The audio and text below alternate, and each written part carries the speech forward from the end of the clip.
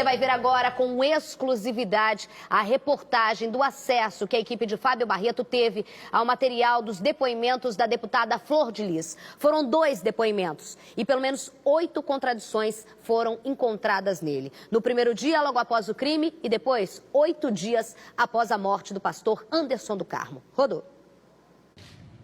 A mesma pessoa e 2 histórias diferentes. O SBT Rio teve acesso com exclusividade aos 2 depoimentos da deputada federal e pastora Flor de Lis dos Santos de Souza. Os 2 termos de declaração foram prestados aos investigadores da Delegacia de Homicídios de Niterói em datas diferentes. O primeiro aconteceu em 16 de junho, dia do assassinato do pastor Anderson do Carmo. E o segundo depoimento, na condição de testemunha, foi prestado no dia 24 de junho, 8 dias depois do primeiro. Os depoimentos são visivelmente contraditórios, são desconexos, relatos que não se encontram. Na primeira declaração, Flor de Lis diz que na madrugada do crime estava dormindo, quando foi acordada pelo barulho de disparos de arma de fogo, que, como mora perto de comunidades onde isso é comum, não achou nada atípico, tendo voltado a dormir. Já no outro depoimento, no dia 24, a mesma Flor de Lis não contou mais aos investigadores da Delegacia de Homicídios que dormia, e nem que voltou a dormir. Deixou claro que estava acordada. E quando chegou em casa com o marido, subiu uma escada interna que leva ao 3º andar. Foi ao quarto da filha Simone, onde usou o banheiro, e em seguida falou com o Ramon, que enquanto conversava com o Ramon, ouviu 4 disparos seguidos. E depois, mais 2 disparos. A contradição também é perceptível no cruzamento do mesmo depoimento do dia 16.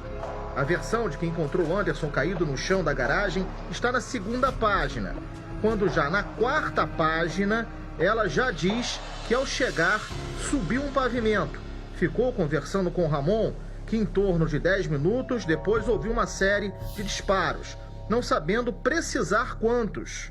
Também diferente da declaração posterior, onde foi precisa no número de tiros 6. Ou seja, primeiro, Flor de Lis fala que foi acordada com gritos vindos de sua casa, que desceu para ver o que estava ocorrendo e encontrou o pastor Anderson do Carmo caído no chão da garagem. Depois, não falou mais que dormia. Flor de Lis, na primeira versão, diz que Anderson tinha vários ferimentos, que acionaram o socorro médico para ele, que o levou para o hospital, que não viu nenhuma movimentação suspeita na casa. No segundo depoimento, a deputada já descreve esse momento de uma forma bem diferente. Disse que os filhos Daniel e Flávio não a deixaram descer para ver o que estava acontecendo e que foi avisada por algum filho, não sabe precisar qual, que Anderson estava baleado, que foi impedida pelos filhos de ir ao local, que só soube que seu marido estava morto quando chegou no hospital. Também na primeira declaração, ela diz que ela mesma socorreu Anderson. No segundo depoimento, fala que foram os filhos, Daniel e Flávio, que levaram a vítima para o hospital. A falta de conexão dos depoimentos fica ainda mais visível quando ainda no primeiro fala que pouco antes do crime, por volta de 11h30 da noite, saiu com Anderson para o Rio de Janeiro, onde jantaram e retornaram em torno das 3h10 da madrugada, afirmando que viu no caminho 2 homens encapuzados numa motocicleta. Já no outro depoimento, Flor de Lis muda. Não saiu mais às 11h30, e sim por volta de meia-noite, onde os 2 resolveram durante o trajeto ir até Copacabana e ficaram um tempo na praia. Diz que comeram um petisco, que depois foram a um lugar ermo, na praia, e permaneceram no interior do carro, namorando. História bem distante do primeiro depoimento, onde só falou que jantou sem citar onde e voltou para casa.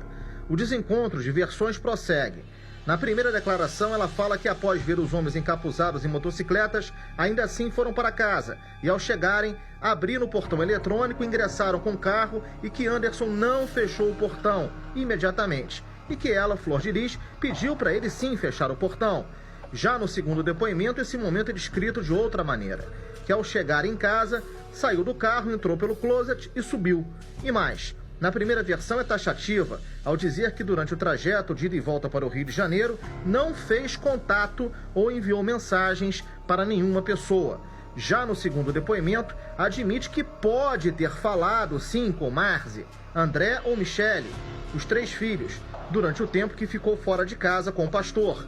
Ao todo, nossa reportagem encontrou pelo menos 8 pontos contraditórios entre os 2 depoimentos em menos de 10 dias. E foi neste depoimento, do dia 24, que Flor de Lis afirmou não ter visto o celular do marido depois do crime, que, questionada, declarou desconhecer o paradeiro do aparelho. E depois de um mototaxista ter dito que levou uma neta à praia de Piratininga, que a viu jogar um celular no mar, agora surge uma outra versão para o misterioso desaparecimento do aparelho, que poderia sim ajudar nas investigações. Um dos filhos adotivos de Flor de Lis, Wagner Andrade Pimenta, pastor e vereador de São Gonçalo, conhecido como Misael, relatou aqui na DH aos investigadores que a mãe escreveu num caderno os dizeres: "Nós quebramos o celular do Niel, apelido de Anderson, e jogamos na ponte Rio-Niterói." A polícia até hoje procura pelo aparelho, não só o do pastor. Flor de Lis também não entregou o dela, apesar de cerca de 20 aparelhos dos filhos que estavam na casa terem sido apreendidos. O de Flávio dos Santos, indiciado por atirar no pastor, também é outro celular que a polícia não acha. Enquanto isso, Misael confirma que teve acesso ao telefone do pai, o telefone celular, no dia seguinte ao crime.